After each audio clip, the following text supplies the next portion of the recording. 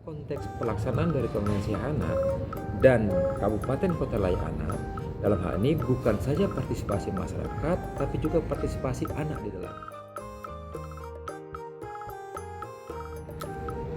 Selamat jumpa para sahabat Layak TV. Layak TV ya. Assalamualaikum warahmatullahi wabarakatuh. Salam senusantara. Beberapa tahun ya, 10 tahun belakang ini pemerintah kabupaten kota sebagai kewajibannya menyelenggarakan bagaimana pemenuhan dan perlindungan anak itu dengan strategi kabupaten kota layak anak. Nah, artinya banyak ya tantangan yang dihadapi oleh pemerintah daerah bagaimana sebenarnya menyelenggarakan kabupaten kota layak anak itu sehingga bisa memenuhi setiap komponen atau dikenal dengan indikator-indikator kabupaten kota layak anak. Saya ingin berbagi bagaimana cara strategi sebenarnya berdasarkan berbagai kovenan konvensi internasional yang terkait dengan pemenuhan dan perlindungan anak yang disebut dengan UNCRC sebagai core atau inti daripada konvensi atau kesepakatan internasional itu. Yang pertama tentu pemerintah yang dilakukan adalah mengikatkan komitmen. Nah, komitmen itu harus diwujudkan dalam bentuk kebijakan daerah. Tentu kebijakan daerah, kalau kita bicara kabupaten kota, isinya adalah peraturan daerah, itu ultimate.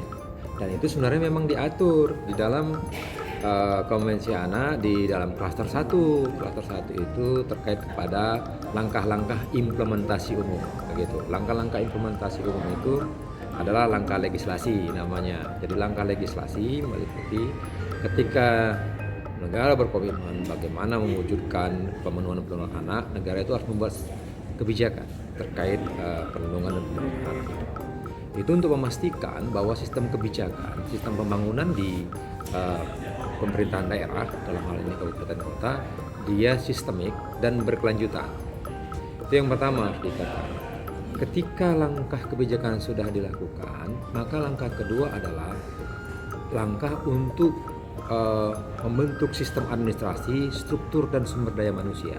Dan itu memang diatur juga di dalam langkah-langkah implementasi umum bahwa negara kalau sudah membuat kebijakan, langkah legislasi, langkah kedua adalah langkah administratif namanya. Jadi siapa yang melakukan, yang merencanakan, mengawasi, kemudian melaksanakan ya termasuk dari strategi dan sistem bangunan kabupaten kota layak anak. Nah, sistem administrasinya membuat gugus tugas contohnya di dalam sistem kita itu adalah salah satu bagaimana sistem koordinasi antar perangkat daerah termasuk juga dengan pentahelix. Pentahelix itu siapa saja? Pemerintah, dunia usaha, masyarakat, perguruan tinggi, media massa. Nah, itu bagian-bagian dari pentahelix itu. Nah, setelah penguatan di dalam strukturisasi itu, kalau kebijakan siapa yang melakukan, peningkatan sumber daya manusianya, nah, itu baru kemudian langkah yang berikutnya. Langkah berikutnya apa? Programatik.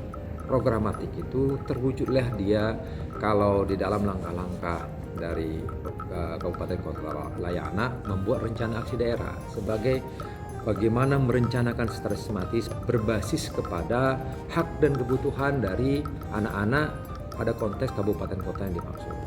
Rencana aksi daerah ini harus terintegrasi dengan RPJMD, dengan Renstra, dengan RKA maupun perencanaan-perencanaan yang ada di dunia usaha maupun di lembaga masyarakat sendiri sehingga dia menjadi satu kesatuan.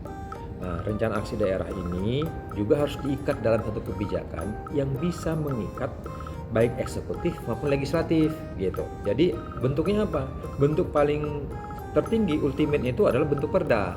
Jadi sehingga bisa mengikat fungsi penganggaran dari DPRD kabupaten kota sehingga bisa dipastikan bahwa rencana aksi daerah dia menjadi bagian dari RKPD contohnya dari Renstra itu dan kemudian ada penganggarannya gitu. Itu yang penting di dalam RAD yang diturunkan kemudian Renstra itu programatiknya dilakukan diimplementasikan.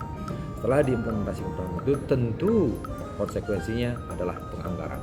Nah, ini langkah-langkah sebenarnya langkah-langkah utama yang penting yang dilakukan, dan kemudian setiap tahun daerah kemudian mengevaluasi, memonitoring dari efektivitas penyelenggaraan kabupaten kota layanan. Itu langkah-langkah yang penting dilakukan. Dengan demikian bisa dipastikan bahwa pemenuhan 5 klaster dan klaster kelembagaan KLA itu bisa dilakukan. Tapi hal yang paling terpenting di dalam triple helix, partisipasi. Ya, di dalam pendekatan hak asasi manusia, partisipasi itu sebenarnya adalah bagian dari hak, orang mengklaim haknya. Maka partisipasi itu direspon oleh negara yang memiliki kewajiban, dan kemudian dia melakukan, itu bagian dari akuntabilitas gitu. Jadi partisipasi itu jangan dilihat ini masyarakat kok minta semua, karena itu hak, partisipatif itu hak.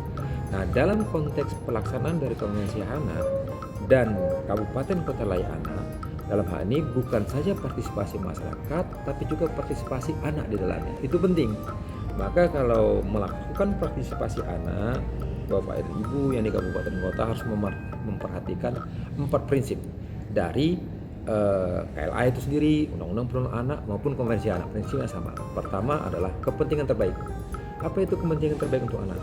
Bahwa partisipasi anak itu harus memandang apakah mereka berpartisipasi. Metode partisipasi itu sudah melihat, menganalisa kepentingan terbaik mereka. Jadi misalnya kalau melibatkan misalnya anak yang berkonflik dengan hukum dalam suatu musrembang, langsung pelibatannya itu konteks kepentingan terbaik mereka, atau ada metode yang lain yang dia tetap memberikan substansi, mereka memberikan pandangan dan pendapatnya, tapi dengan metode yang berbeda demi kepentingan terbaik mereka. Kedua, konteks partisipasi anak dalam satu sistem bangunan termasuk kabupaten kota layanan ini juga prinsipnya adalah tumbuh kembang anak. Jadi partisipasi itu terkait dengan tumbuh kembang anak. Apa itu tumbuh kembang anak? Anak itu tumbuh berkembang secara sehat dan dari sisi knowledge, pengetahuan, pendidikannya. Jadi partisipasi yang bermakna itu sangat terkait dengan pendidikan yang juga bertambah baik. Maka kalau Bapak dan Ibu misalnya melakukan partisipasi anak, misalnya musrembang, kebijakan daerah, yang pertama harus diberikan kepada anak adalah informasi terkait kepada objek yang akan mereka ikut partisipasi. Misalnya ikut musrembang menyusun RKPD, mereka itu harus tahu RKPD itu apa, dokumennya apa konsekuensinya. Itu yang kedua. Yang ketiga prinsipnya adalah non-diskriminasi. Non-diskriminasi itu artinya semua anak itu memiliki hak yang sama berpartisipasi, baik ras, agama, warna kulit, kemampuan fisik dan seterusnya. Dan metode itu harus disesuaikan dengan kemampuan anak-anak itu. Jadi tidak ada sebenarnya anak yang disabilitas, sebenarnya adalah metode kita yang disabilitas dalam pendekatan anak, instrumen kita yang disabilitas. Nah, yang keempat sudah tadi, satu adalah kepentingan terbaik, tumbuh kembang, kemudian terkait kepada yang keempat itu partisipasi sendiri ya. Yang keempat itu partisipasi sendiri. Jadi konteks partisipasi begitu. Nah, itu penting. Sebenarnya komponen-komponen itulah yang harus dilakukan oleh kabupaten kota di dalam pemenuhan. Tentu Bapak dan Ibu melakukannya secara gradual, mulai dari kebijakan, pembenahan dalam struktur, dalam sistem koordinasi, pembenahan program. Jadi kemudian nanti pertama sekali Bapak dan Ibu di daerah ini kan sudah dekat ini mau 2024 ya. Itu pilkada. Kalau menyusun RPJMD, ini Bapeda sebagai wakil ketua sekarang menurut Kepmen 12 2022.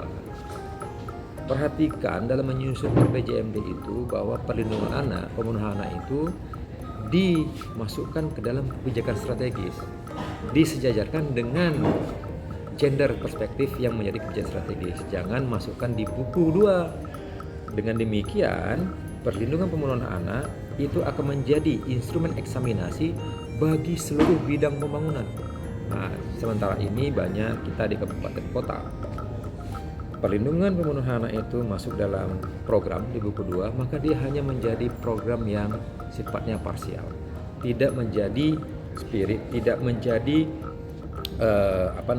prinsip, dan tidak menjadi kebijakan dalam seluruh ruang lingkup. Nah, itu perhatikan Bapak dan Ibu.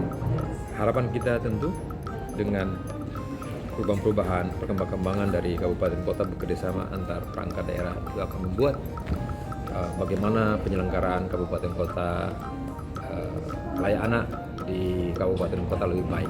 Terima kasih. Assalamualaikum warahmatullahi wabarakatuh.